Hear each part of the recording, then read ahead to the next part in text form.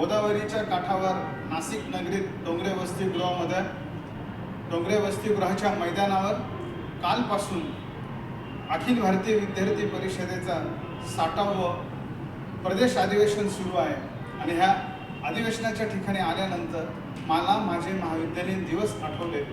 11वीत असताना एसपीटी महाविद्यालयात 12वीत प्रतिभा संगम इथे अंमळनेर येथील साहित्य संमेलनाची आठवण झाली।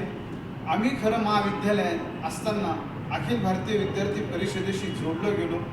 काय नाही शिकवलं ह्या परिषदेने आम्हाला आमचे हक्क मागायचे कसे हे शिकवलं, वक्तृत्वाची ताकद दिली, प्रशासकीय कार्यक्रमात जाण्याचं धाडस दिलं, बोलण्याचं धाडस दिलं। आमच्यातील साहित्य अंमळनेरच्या नगरीमध्ये फुलवलं बहरलं आणि खरोखरच आज आपण बघताय गेल्या 60 वर्षाचा अखिल भारतीय परिषदेचा अभ्यास आज ह्या परिषदेतून अनेक आमदार, खासदार, मुख्यमंत्री पदापर्यंत आणि मोठमोठ्या पदापर्यंत गेली। आज आमच्यातील कार्यकर्ता, आमच्यातील विद्यार्थी अखिल भारतीय विद्यार्थी परिषदेने घडवला।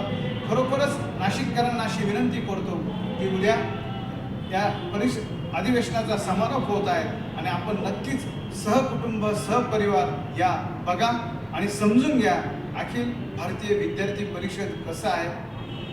जय हिंद, जय महाराष्ट्र, जय गोदामाई, जय अभविप।